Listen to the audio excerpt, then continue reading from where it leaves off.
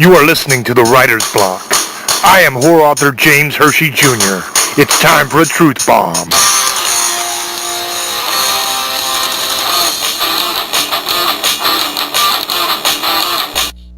Alright, hello everyone, and welcome to another episode of The Writer's Block. I'm your host, horror author James Hershey Jr., and with me, as always, is the host of Revolution Talk Radio, Eric Wickham. And today's show is going to be a survival show. It's going to be about how to survive in the wilderness if you happen to get lost out there or something like that and be able to return to your family.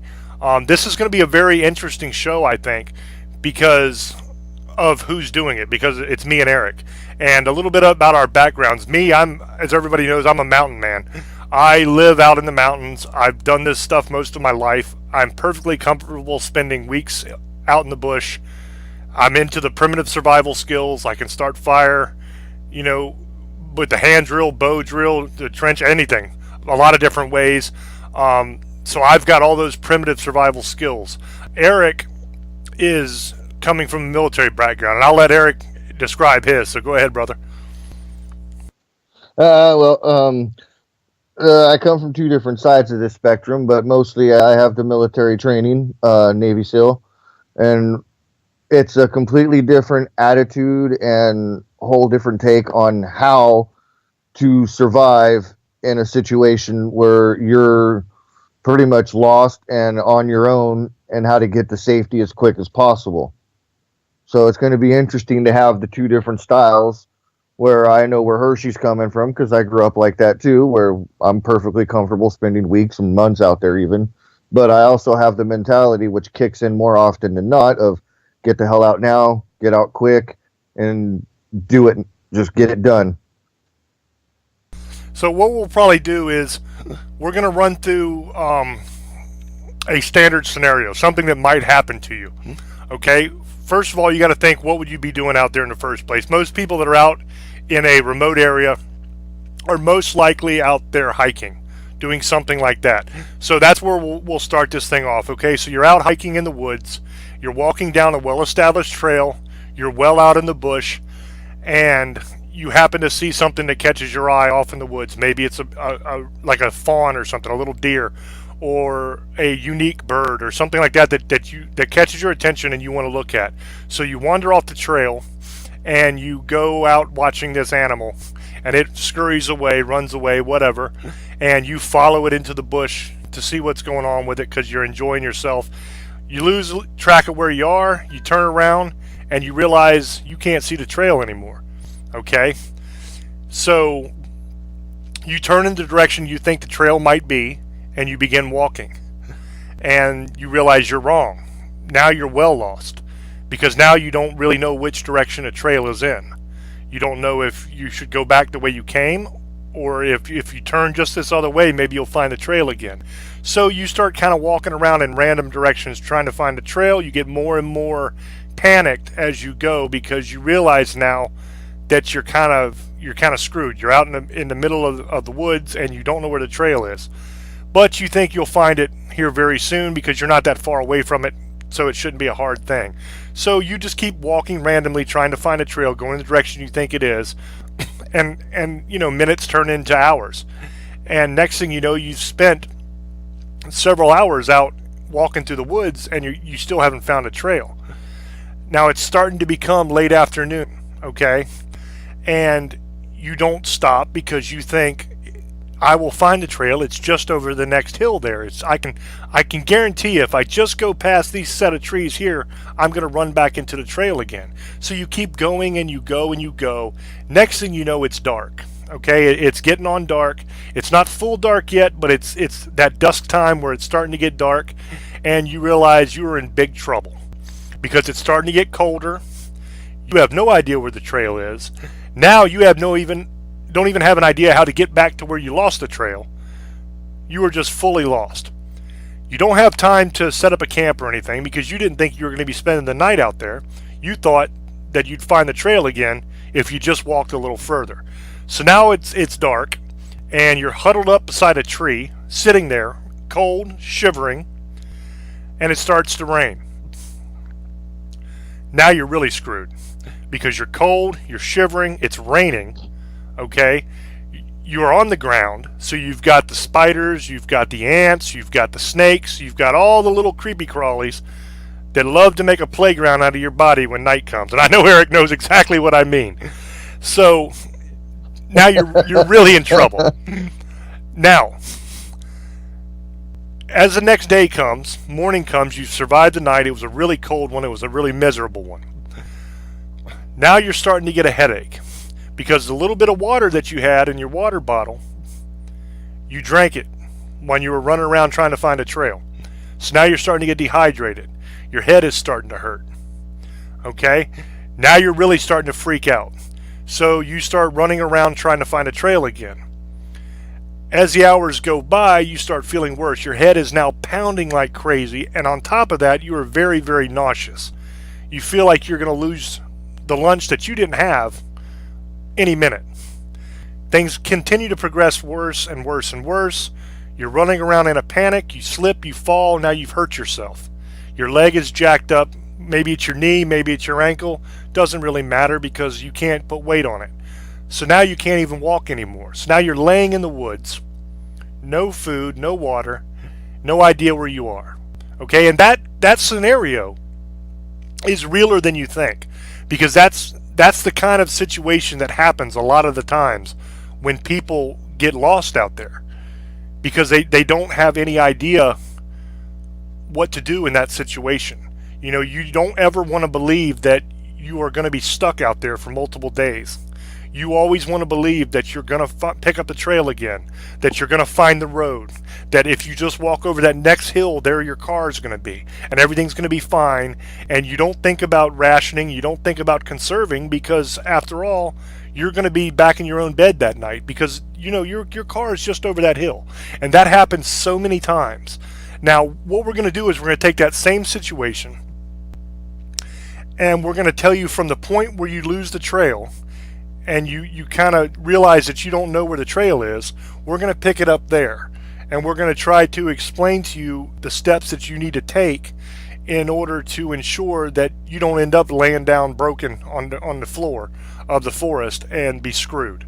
You know what I mean? And not ever see your family again.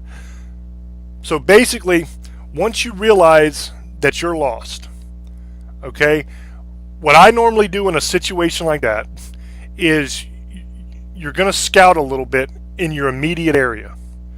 Don't go very far from the area. Count out maybe 20, 25 steps in each of the four directions. Go in a straight line, 20, 25 steps, and then stop, look around, see if you see the trail. If you don't, retrace your steps 25 steps back so you're in the same spot you got lost in. Do that in all four directions.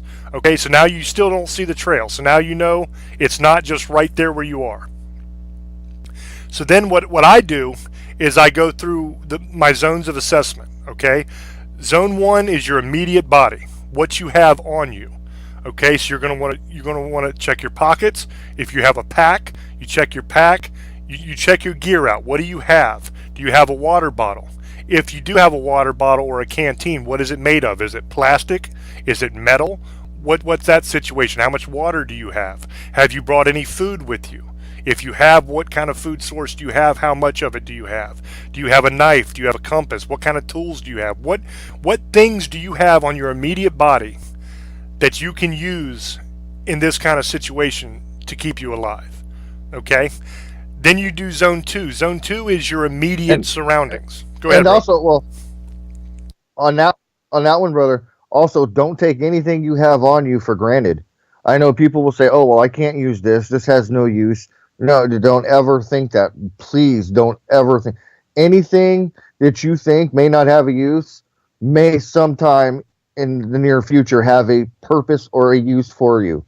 So I hear that a lot from people, and they're taught that in the military too. Do not take for granted anything that you think. I mean, I don't care how small it is, don't take it for granted.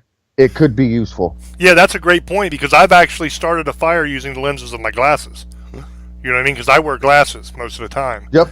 So, I mean, there's things that you don't even think of that you can use. Like, you can take a 9-volt battery and steel wool, and that will, if you touch the steel wool to the 9-volt battery, that thing will catch fire right away. You know what I mean? And so that's a Or a fire gum starting wrapper. tool. Or a gum wrapper. Yeah, exactly. And cross the wires The there. gum wrapper in the battery works the same way. Exactly. A So flashlight. I've started a fire and I know people are going to say that's not possible. I've started a fire with a plastic bag and water. So please, and I know it sounds funny, but I know Hershey knows what I'm talking about. And they've actually shown it on an episode of a survival show. You can actually do it if you just it's not easy, believe me. It's a 1 in a million shot, but it does work. So Yeah, you can even don't take anything for granted. You could even use your urine the same way you use the water if you're well hydrated and it's clear. It'll do the same thing. It's harder than using a magnifying glass or glasses or some kind of lens, but it can be done. I mean, like a flashlight. A flashlight has many different uses. A flashlight you can use to start a fire if you take it apart, because when you turn it on, that filament heats up. Now, it's going to burn quick if it's exposed to oxygen, but you can use that to start a fire. And even if you don't use it to start a fire, your flashlight, if you think about what that really is, it's a container. So you can use that. If you don't have any kind of water bottle, you can use your flashlight to fill with water, to carry water with you, so you have some kind of water source with you. But most times, I think the best water carrying thing is your stomach. You know what I mean? Because you can drink it, and your body can give it to you as you need it. Yeah, and I hear people say all the time, "Oh, conserve your water." No. I'm telling you right now, drink as much of it as you can, because the body has an amazing way of taking only what it needs and storing the rest. So please, by all means, because you don't know when the next time you're going to come across water, drink all you can right now. Yeah, that's a general rule of thumb that I always follow. Is I drink my water, I ration my food. Because you can only last 3 days before you're dead with no water. But you can go 3 weeks or more, depending on how fat you are, with no food. So you want to get that water in your body, because that's where you need it, you know? And your food, you can stretch that out and use a little bit at a time. So definitely ration your food if you want, but that water is important. Now, then you go to zone 2, okay? Zone 2 is your immediate area. So you're talking, either if you're already at stop somewhere, you're talking your camp. But in this situation, you've just lost the road, so you don't know where it is, or the trail. So zone 2 is your immediate area there. So you want to look around you and see if there's anything you can use. You know what I mean? Is there any kind of wild edibles that you can harvest? Is there any kind of fruit trees or nut trees? Is there anything you can use as a weapon? A spear, something like that. Is there, if you have a knife on you from zone 1, then if you can find a good pole, you can sharpen one end of it so you have a walking stick with a point. So if you come across a rabbit or something like that as you're walking, you can stab that sucker and have yourself some dinner. Okay? So I do that. And then I try to... But it's also good force protection. Yeah, absolutely. Then I try to pick a direction, okay? Now, if you've walked into this place, then you should know which direction you came from, okay? Even if you are turned around and lost out there, you should still know, like if you walk south down the trail, then you know you have to walk north to get back where you're going. Okay, so no matter how turned around you are, you're still south of the point where you came in the very beginning. I'm not talking about where you lost the trail. I'm talking about where you first started the hike. You know you're south of that point because that's the direction you started walking in when you started your hike off. So you know you have to get north to get back out. Now, in my opinion, you should never go in the woods without a compass. That should be part of your standard gear. If you go hiking, camping, fishing, hunting, anything, you should always have your compass with you. Go ahead. You don't belong in the woods if you go without a compass. I'm sorry, you deserve to get shot. Going in the woods, going anywhere without a compass, and you're out in nature, is rule number 1 of the stupid handbook. Don't do it. Yeah, there's a couple things that I always have if I go into the woods in any way. I always have my compass. I always have a knife. I always have a canteen that I have a metal canteen that I can actually boil water in that has a cup. I always have that on my hip, and I always have 550 cord. I mean, my shoelaces are 550 cord. I have multiple things on my Yep. On my key, I have a carabiner for a keychain that I hang on one of my belt loops. It has my keys on it, and I have multiple different things on that have 550 cord. So I have plenty of cordage. I have my canteen. I have my knife. You know what I mean? And I have my compass. That's something I always have every time I go in the bush, no matter what I'm going in for. If it's just going to be for a little fishing trip that I'm going to be back that afternoon, I still always have that stuff on me because I need it. You know what I mean? And let me clear something up for the people that don't know about 550 cord. I heard people say, "Well, I prefer rope." Look, jackhole, rope is only going to get you so far. 550 cord is what you need to bring. It is strong. It is durable. It's called 550 cord for a reason. So, and you can take it off into different strands. You break it up. Yeah, that's what the 550 name comes from. Stick with 550 cord. It has 5 different strands inside of it that each have a tensile strength of 50 pounds apiece. So even though these little strands, they look small, they're almost no bigger than just thread. But each one of them has a tensile strength of 50 pounds, which means that it can hold 50 pounds of pressure before it snaps. So it's more than sufficient for building shelters and all that kind of stuff. Anything you're going to need it for, you can use it for. And it's cool because you take the little casing off of it, you cut the casing, and you can actually feed the individual strands out.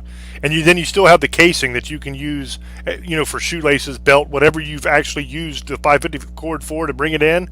You can still use the casing for that same purpose. And then you have all the inside strands that you can use to build your shelter. You can use it for fishing if you bring a hook with you, or you can make a hook if you need to.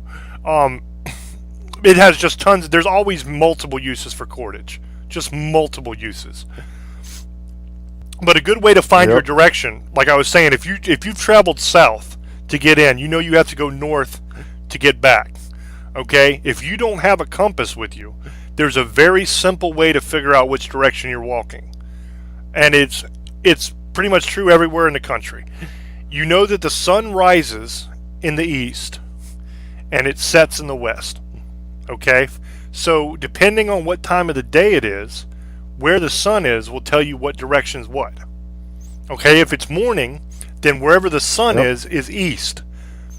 Okay, so then once you know where one point of the compass is, you can easily find the other directions because it's north on top, east on the right, south on the bottom, and west on the left. So if the sun is rising in the east and you need to go north, then you need to go to the left of the sun. Okay, at noon, the sun is halfway through the sky, so it'll be pointing north. So if you're in the middle of the day, then you know the sun is north, so you follow the sun if you have to go north. And in the evening, the sun is going to be setting in the west, so it'll be in the west, so then you know you have to go to the right of the sun to go north. Okay, so there's an easy way to navigate. And don't follow that stupid rule of moss grows on the south side of trees, people, because in some woods and forests, moss grows all over the trees. That it doesn't apply to everywhere. I'm tired of hearing that from people too. Don't believe moss. It's not that reliable. Follow the sun. It's the best bet. Yeah, the moss is kind of an old wives' tale because I've seen many trees where the moss is growing all the way around it. You know what I mean? And it's like, wait a minute. Yeah. But moss is a very useful thing, actually. While we're talking about moss real quick, that's a great way to get water. Okay, if you're in a place and water is the most important thing in a survival situation. Number one, above anything else, is water. Because they say you have 3 days until you're dead by dehydration, but that's kind of a little bit of a falsehood too, and I'll tell you why. Yes, in 3 days you will be dead if you have no water, but that doesn't mean you're walking around normal and happy until day 3 and then all of a sudden you drop dead. What happens is the first day you don't have water, you start to feel weak, you start to feel kind of bad. By day 2 you're going to have headaches, okay? And by the end of day 2, they're going to be crippling headaches. You're going to have massive nausea. You're going to be vomiting, or at least dry heaving if you have nothing in your stomach to vomit up. And by the end of day 2, by the time it's time to bed down at day 2, you're going to be halfway delirious, and you're going to have a very hard time even getting up. So by the beginning of day 3, you're not even conscious anymore. Okay? So basically, if you don't, you have about, I would say, 36 hours to find water.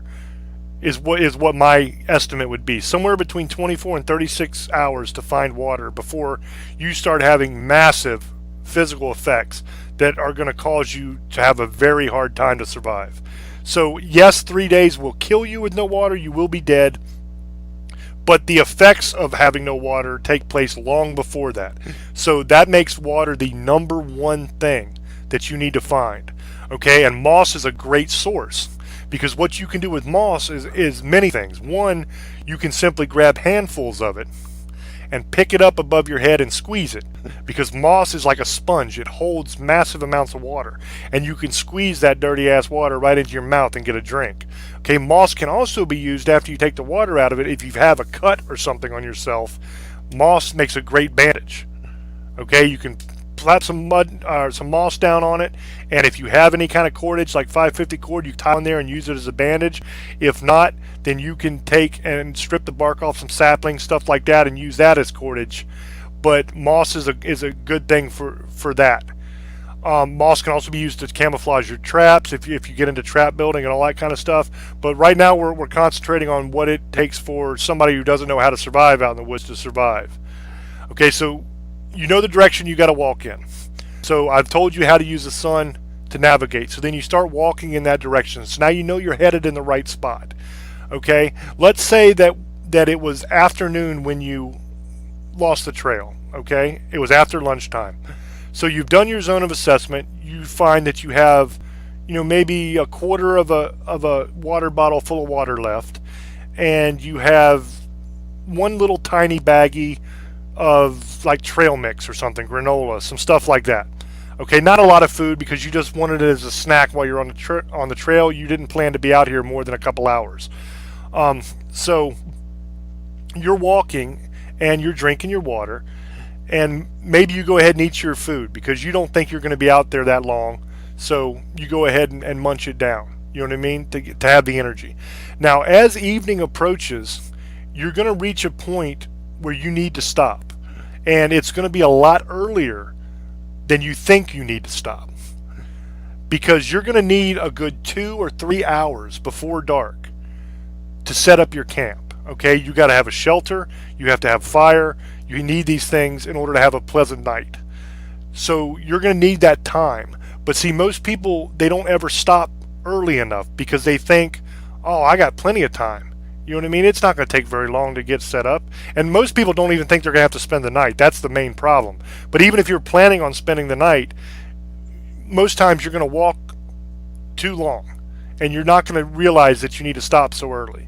Okay, it takes some time to set up a camp.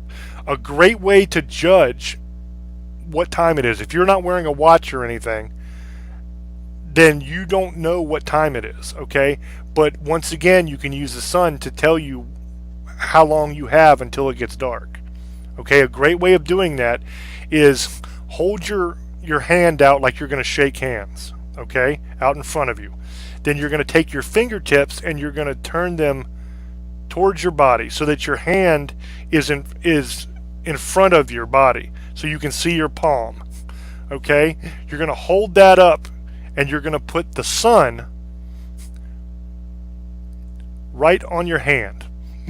Okay, right on the top of your index finger is the bottom of the sun. Now you're going to look there and you're going to go down as many hand lengths as it takes to reach the horizon point. Okay, how many hands it takes to reach the horizon point is how many hours you have until dark, because each finger of the 4 fingers that are up here, we're not counting your thumb now. It's just your index finger, your middle finger, your ring finger, and your pinky. Each one of those fingers is 15 minutes of sunlight that you have until dark. So that makes the full hand 1 hour. So you're going to need to make sure, I would say, if you're not an experienced outdoor person that is used to setting up bush shelters and used to setting up a camp, I would say give yourself a good 3 hours to get set up. Somebody like me and Eric, we could do it in 2 because we've done it many times, but I would say give yourself a good 3 hours, because the most important thing is you're going to want a good shelter and a good fire. Okay, and that takes time. If you don't have a lighter or matches on you, that takes time. Even for somebody like me or Eric, it takes time to make sure you get that fire. Because no matter how many times you've done it, no matter how good you are at it, it doesn't always work. You know what I mean? There's times you're not going to have fire. But in that Yeah. case, you definitely want to shelter. But give yourself some time. It's never a guarantee. No, it's absolutely never a guarantee. That's 100% true. There's been times when I've done everything right. I mean, absolutely everything right, and it just doesn't work. I just can't get it. I can't get the damn fire. You know, I'll get Yeah. tons of smoke. I'll even get a little ember, and it just won't catch. But I mean, see, I'm always prepared for stuff like that because I carry matches with me in my kit. So if I can't start a fire without the matches, then I always have the matches to fall back on. Yeah, and I always use a Zippo. I always have a Zippo with me. But I'm with you. I prefer the bow drill. It's my personal method for starting fires. Uh, but there's been times like you, I haven't gotten one to spark. I haven't gotten one to kick over, and I've had the same thing. Plenty of smoke. I've had the ember, but it just died right out. Nothing happened. So fire is never a guaranteed thing. That's why you need plenty of time to make sure that you get that. And see, my favorite method is actually the hardest method, which is the hand drill. But I have a cheat that I use when I do the hand drill Oh, I method hate that. that makes it almost a guarantee most times. Unless you're dealing with a situation where it's just damp everywhere and everything's wet, then you're not going to get it. But the majority of the time, using this little cheat method I have, I can get fire with the hand drill method. And how you do it is you set up your kit. I mean, we're not going to go into how to set up the kit because that's hard to do without showing you. You know what I mean? That's hard to describe because you got to cut your V. Your bottom half needs to be a little bit more shallow so a pile can collect underneath. It's hard to explain that without showing that. You know what I mean? So you're going to have to learn how to set up your kit if you're going to do that. There's tons of videos on it. There's tons of people teaching that.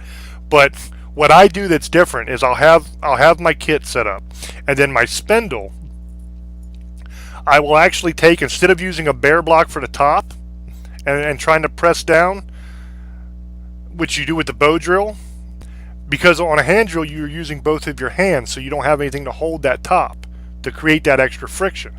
So what I do is I'll cut a little notch in the top of my spindle, like on the very tippy top of it, not on the side top of it, but actually through the top of the stick.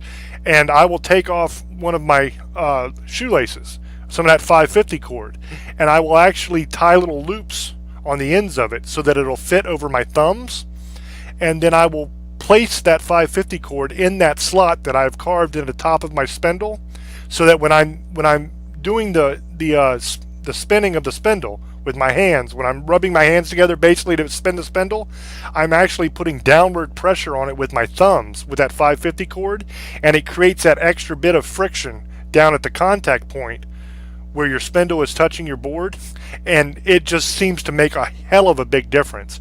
And you can get a fire using the hand drill method so easy that way. I actually find it's easier using that method to do the hand drill fire than it is to do the bow drill fire, because the problem with the bow drill fire is if you don't have the right bear block on top, and if you haven't lubricated that contact point, that hole, with a little bit of saliva or something like that so that it spins freely, you're going to get a hell of a lot of smoke. But you're not going to build up that really fat, nice ember that you want. You see what I'm saying? It's, for me, I have a much bigger trouble using the bow drill than I do doing the hand drill with that method. But anyway, you're going to go set up your camp. I've never had that. I've never had that issue. Go ahead.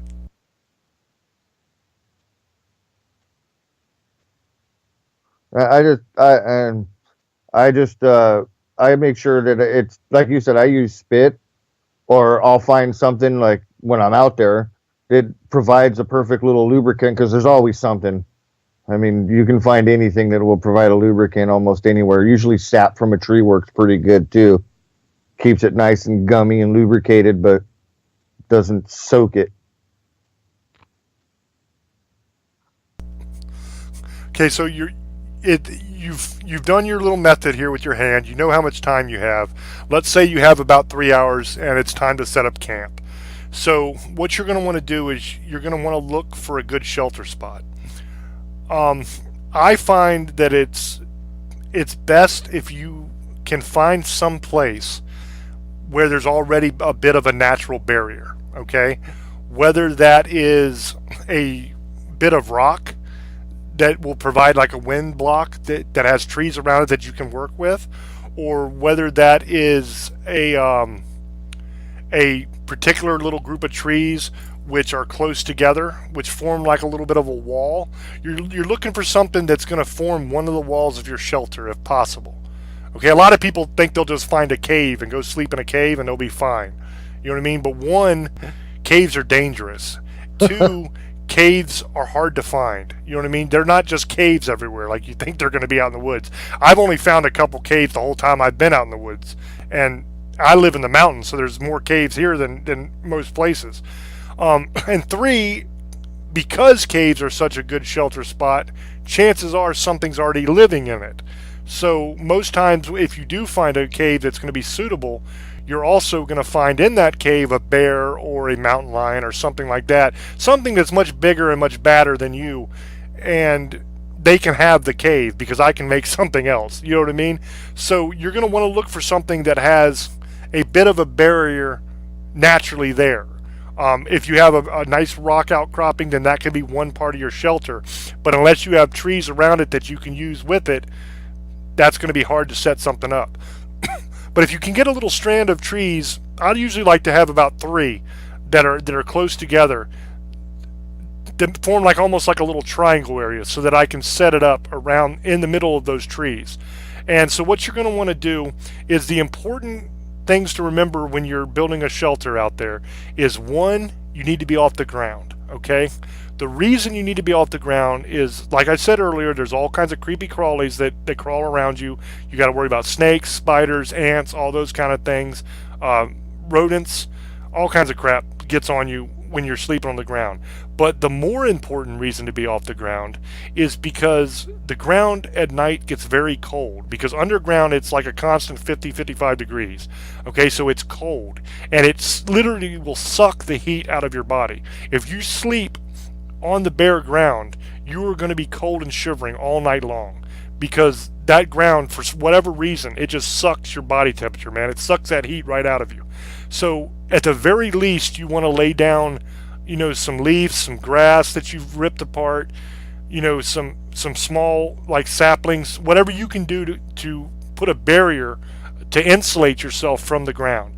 The better thing to do is to actually build a raised platform where you can be up off the ground, because that'll keep all the bugs and shit off of you too, for the most part.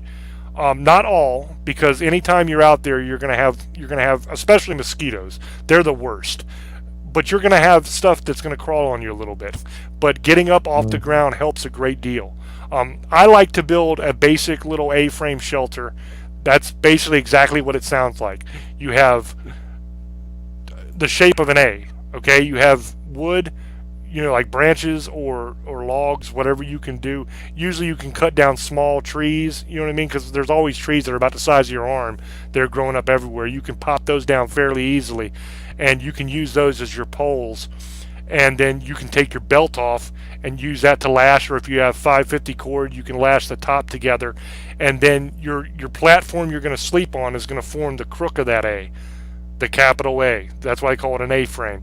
And then you can have that up off the ground, and you can protect yourself from the rain and from the wind with that shelter. And if you're not in a place where you have like palm fronds or something like that you can weave to make the walls, you can simply use other branches and limbs and stuff like that you break off, and build yourself a barricade around that thing by just weaving it through from one pole to the other. It's fairly simple to do.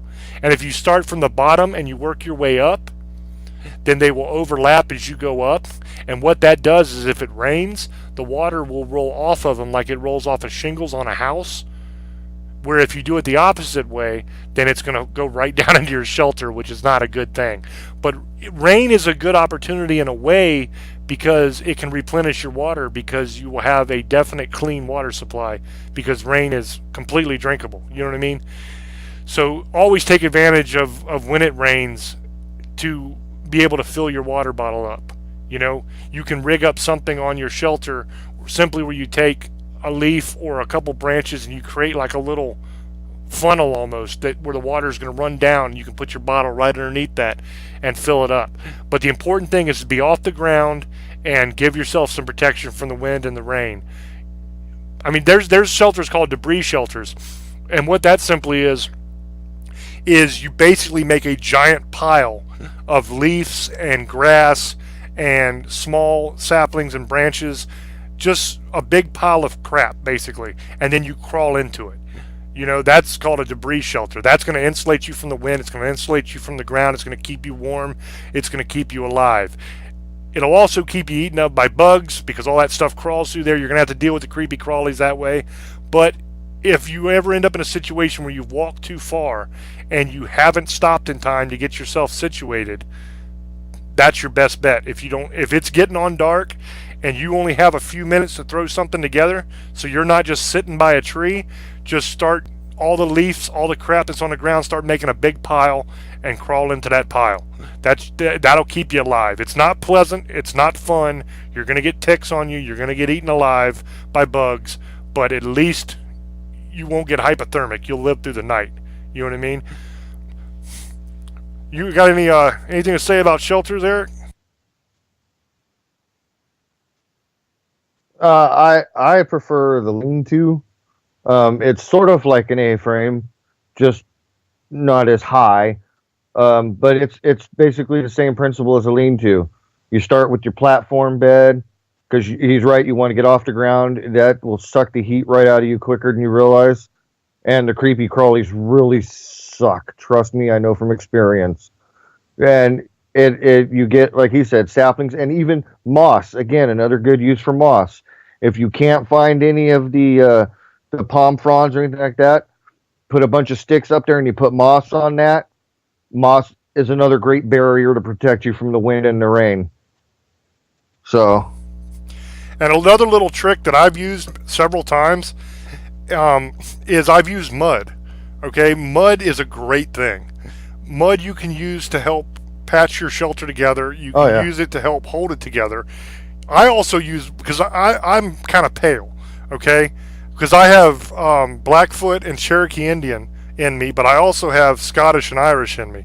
And so it's made me pale. So I burn very easily out in the sun. So what I'll do is all the exposed parts of my body, I will slather with mud. I'll just cake that shit on myself. And what that does is it creates a barrier so the sun doesn't burn me as badly. And also what it does, which is a great little benefit, is it really keeps mosquitoes off. Yeah, that's the worst part for me, is them damn mosquitoes biting like crazy. And they, for whatever reason, they don't get through that mud very easily. They suck. So another decision... It's horrible. Those mosquitoes are probably the worst thing. Yeah, they're terrible. Another decision that you have to make very early on is whether you're going to try to walk out or whether you're going to stay in place and wait for someone to find you. I know Eric, with his military background, he says go, go, go. You don't stay unless you're out camping and you just lost your way away from your tent and the rest of your people are there and you know they'll come look for you quickly, then you might stay. But I know 9 times out of 10 he's going to say go, go, go.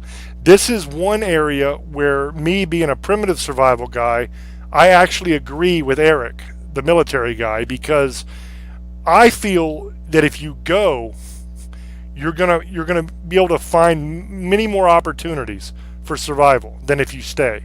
Because when you stay in one place, you deplete your resources in that little area fairly quickly.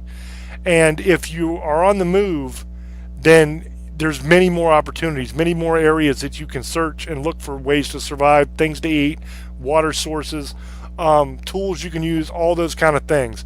And you have a really good chance of finding your way out.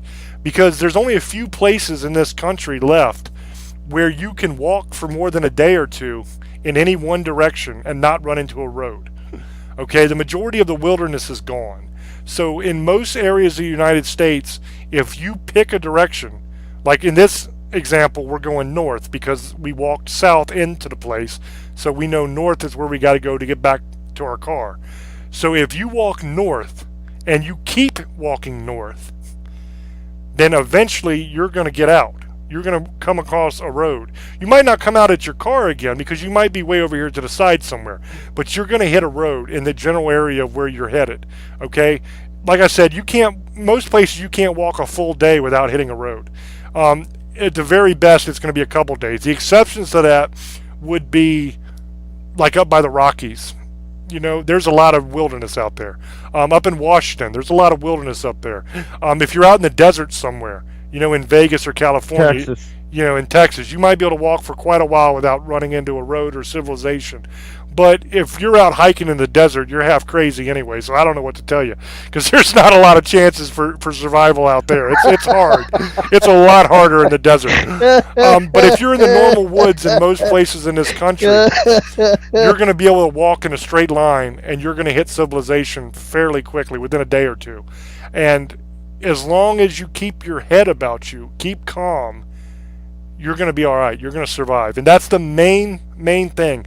If there's anything I could tell you with quick advice that'll keep you alive in this situation, it's remain calm, make sure you stay hydrated.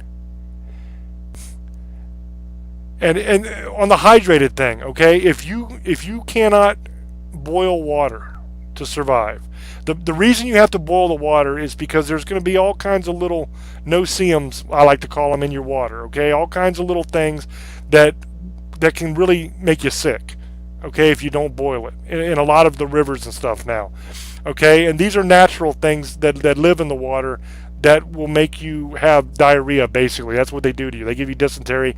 You end up crapping yourself a lot. That's bad because that makes you dehydrated also, okay? So it could create a really bad death spiral. But that being said, if you're in a situation where you don't have water, okay, then it's better to drink the river water and end up pooping a lot and continue drinking to stay hydrated. You're going to feel terrible, okay? It's going to be terrible for you. But it's better to do that than to die of dehydration. It's like the lesser of two evils. You can find water in moss, like I was telling you. Most plants you can rip up out of the ground and you can squeeze water from their root systems. It's not going to be a lot, but it's going to be a little bit. And if you do enough of it, it'll keep you going. If you are by a river, a good trick to do is to dig yourself a little hole, I don't know, about 6 inches, you say, something like that, around 6 inches away from the bank, and allow that to fill up with water, because the water will seep through, and it'll filter some of it. Yeah, in between 6 and 12. Now, between 6 and 12 inches away from the bank. That will still have a good possibility of making you sick, but it won't be as bad as if you hadn't done that, okay? It'll be a little bit better. And in survival, sometimes it's just the little things. It's that little bit of a chance that gives you hope and keeps you going. One thing I have to say, absolutely, do not drink your own urine. I know Bear Grylls drinks his own urine. I know that's the thing everybody thinks you should do if you're in a survival situation because he did it. Don't do that, okay? Your urine is toxic. It's made up of waste from your body. It's full of urea, okay? It is very, very, very bad for you. Don't do it. It's not going to hydrate you at all, because any of the water qualities that would actually hydrate you, your body has already absorbed. That's just waste products. So it's not going to hydrate you. It's disgusting and it's toxic. So please don't do that. That's not going to be good for you at all. Also, a thing that Bear Grylls does, and a lot of these survival guys do, that is dangerous, is they're constantly run, okay? You got to be careful out there, guys. I can't stress this enough. A lot of times the military guys will tell you move, but I think Eric would agree you don't want to do so in a reckless way. You want to take it slow. You want to be careful, because any injury you get out there is magnified, okay? The smallest little cut can become infected turn septic, and you're dead because you don't have treatment. You know what I mean? If you fall and jack up your knee or sprain your ankle or break your arm or something out there doing some dumb Rambo stuff, running around like Bear Grylls and jumping around, nobody's coming to save you. You've got to get yourself out of that situation. And any injury you have is going to slow you down and make it harder for you to get out of there. So the name of the game is take it slow, take it easy, be careful. Don't hunt things that can hunt you. You know, there's plenty of opportunities for food in the woods that people don't even realize. You do not have to be an expert in wild edibles in order to survive out in the woods, okay? A few things that you can eat that everybody knows what they are. Dandelions. Every part of the dandelion plant is edible. From the flower all the way down to the roots. You can eat the whole thing, okay? Clover. Everybody knows what clover looks like. You know, remember the four-leaf clover, the lucky four-leaf clover you always look for? Clover is edible, okay? You can eat clover. It'll keep you alive. Any place in the world you can dig a hole and find earthworms, okay? Earthworms, you may think it's a disgusting thing, but I've eaten earthworms myself. And the trick to that is you grab one end and you squeeze it and you run your hand all the way up. That squeezes the dirt out of the dirt worm, because that's what worms eat. They take dirt in one side, absorb the nutrients out of the dirt, and shoot it out the other side, okay? So inside of an earthworm is a bunch of dirt. So if you squeeze out the dirt and you rinse off your worm in the river or wherever you are and you eat it, okay, it doesn't really taste like anything. It's just rubbery and bland. So that's a food source. You can do ants. You just grab the ant by the head, bite the butt off. They're edible. Grasshoppers are another Termites. great thing. Yeah, termites are edible as well. And termites are good too, because you can take a handful of termites. If you find a termite mound, which you're not going to find that everywhere, but if you can find one great use for termites that we were talking about earlier about mosquitoes being a pain in the ass is you can get a bunch of termites on you, and that's easy. All you gotta do is pick up part of the termite mound. They crawl all over you real quick. You just squish those in your hand and rub them on yourself, and something inside the termite repels mosquitoes. I don't know why it works, but it works really well. So it's like spraying yourself with off or something. It's an amazing thing to where mosquitoes do not like that smell, and they will not mess with you if you can find termites. But grasshoppers, you take those, you grab them by the head, okay, and then you grab the backside of the grasshopper and you just pull it apart. Now when the head comes off, it's going to take all the organs and all that stuff with it. So what you're going to be left with holding your hand is just a husk with the back legs and the butt. Okay, those you can eat, but I would suggest that you put those on a stick and use them over your fire and get them nice and crispy, because grasshoppers contain a lot of parasites that can make you very sick if you don't make sure they're cooked. So make sure you cook that stuff. But I mean, there's those kind of things. And especially like if you have a river, if you find a river, you're gold, because inside the river you're going to find crayfish, you're going to find minnows, you're going to find frogs, you're going to find all kinds of things that you can eat, okay, and catch fairly easily that'll keep you alive. But if you have any of those things, then you can survive. Okay, you don't have to try to hunt a deer or a bear or some kind of animal that's going to mess you up. You just don't have to do that. You don't have to try to take out a rattlesnake, because it's not necessary, because there's food that you can find to eat that won't kill you. You know what I mean? So just remain calm, remain hydrated, make sure you stop in time so that you don't get hypothermic at night, and just realize that once you've lost that trail, you are now in a survival situation, okay? That's the thing most people don't realize. They think they're going to find their way out fairly quickly, so they don't take it seriously, okay?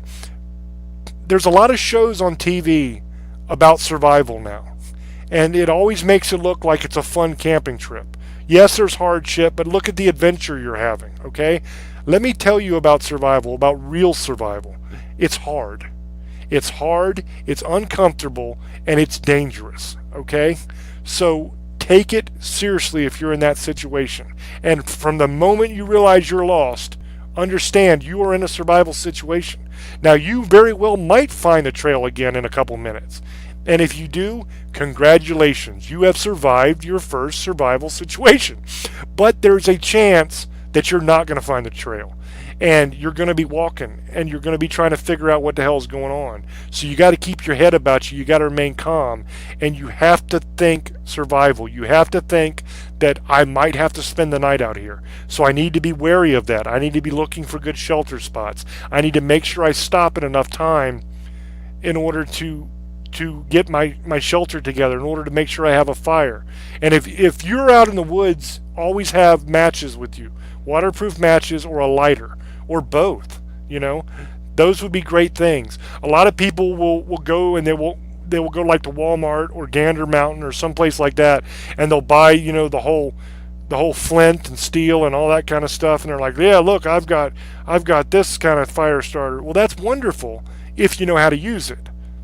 Okay, a lot of people screw that up because they try to bang the damn flint stick with their knife and they break it. Okay, you don't have to bang the flint stick. All you have to do is scrape the flint stick, and it'll create a spark. You don't have to smack the hell out of it.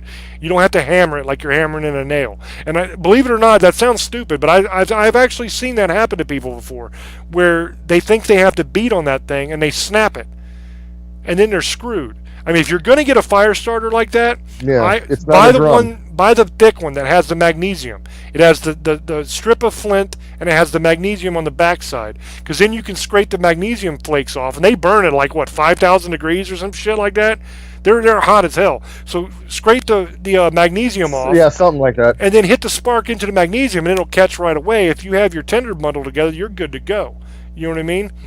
But when you build a fire, make sure you have a good tinder bundle. All that is grasses, leaves, stuff like that have a lot of surface area that'll catch a spark quickly. And then once you catch that on fire, make sure you have your little sticks and everything ready so that you can put your little sticks, like little twigs and stuff on top of that, and keep getting progressively bigger with your wood as your fire grows. The secret to making fire is patience, persistence, and preparation, the 3 P's, okay? That's what it takes to make a fire. I don't know how many times I've heard of people that actually are able to get a flame, but then they're not ready for it when they get it, and their tinder bundle burns up because they didn't think to have a bunch of little sticks laying around handy to where they could start adding them to the fire, and then shit, now I've got a fire, but I got to go run and try to find something to put on it real quick, and it goes out. Because your tinder bundle does not last very long. It'll only burn 10 or 15 seconds, and then it's done. And then you got to start basically from scratch again. So make sure you're prepared for your fire. That's super important. And just remember that you can survive. The most important thing is water. Make sure you have your water, and make sure you keep calm, and just don't do dumb things. Think about everything before you do it. And if you do that, then the chances are you're going to make it home, and you're going to see your family again. We're really close to having no time left on this hour. It went by really, really quick.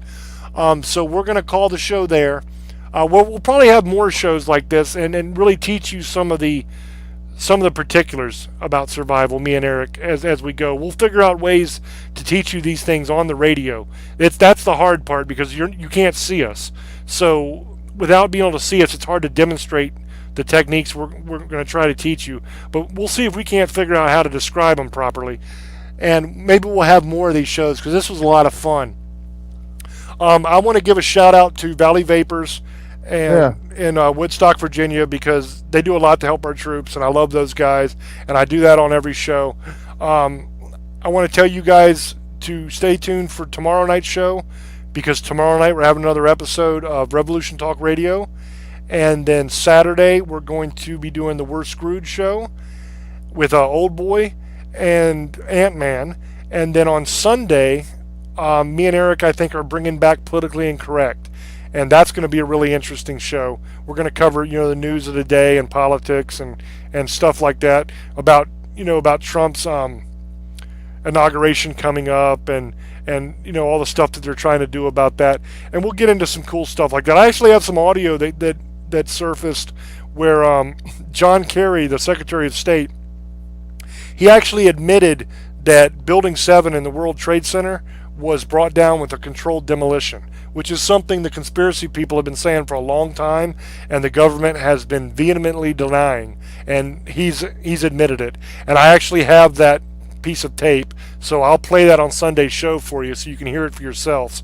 And when I make I've already made a YouTube video of that on my YouTube channel. Just look up James Hershey Jr. on YouTube and you can find the video. I actually have the video of him saying it, and you can see him as he's given the press conference actually saying it himself if you want to check that out before the show. But I'll also play it on the show.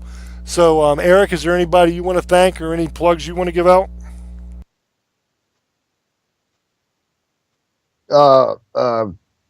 Thanks to the listeners for tuning in again, and thank you to all our vets who have served and who are still serving. We love you all. And iHeartRadio and Bravo Tickets Las Vegas, thank you. That's basically it. Just tune in for the rest of the weeks. Awesome. Yeah, and I want to say thank you to everybody who's listening live. I want to say thank you to all the people that are going to listen to this on the replay. We appreciate you guys so much. Thank you for sticking with us, and I hope that you guys enjoy these shows we do. We try to do something different. You know, we try to give you some real interesting shows and some different shows, stuff that you're not going to hear anywhere else. And I also want to say thank you to all of you who are listening to this on the YouTube channel, because what we've been doing is I've been making videos of the shows and putting it on YouTube so that if you miss the show on the radio, that you can look it up on YouTube and you can actually find the show. So if there's any shows you want to listen to that you've missed, go to the YouTube channel. They're all going to be there, and they're all titled, so you can find the show you're looking for very easily. You'll know what it's about. You'll know which show it is. It's kind of a neat thing we're trying to do. It hasn't really taken off as far as getting a whole bunch of views yet on the YouTube videos, because most of our listeners actually listen on the radio, but it's something that we're building, and that's starting to be cool. So if if there's shows you haven't listened to, then check them out on the YouTube channel. Thanks again, guys. We love you so much. As Eric always says, stay positive and love your life. And thank you guys, man. I'll see you next time. Bye-bye.